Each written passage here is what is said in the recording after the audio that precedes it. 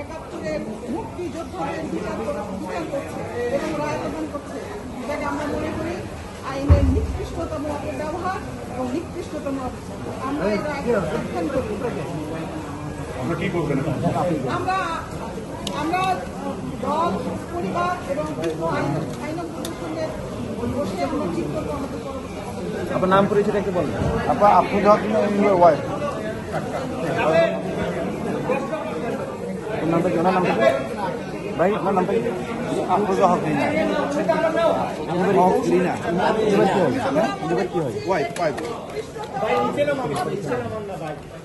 আমরা এই রায় প্রত্যাখ্যান করি। ঠিক আছে, এটা একটি ফরমাইশি রায়।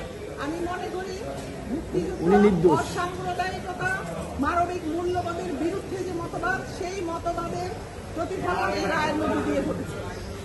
আমরা বাংলাদেশে যারা থাকি আমরা মনে করি এই মতবাদের বিরুদ্ধে আমাদের যুদ্ধ ৭১ সাল থেকে আমরা করছি, আজকেও করবো। আজকে এই রায়ের অপব্যবহারে আমরা সবাই সংক্ষুব্ধ, অসন্তুষ্ট। আপনাদের পরবর্তী পদক্ষেপ কি হবে বলছো তো?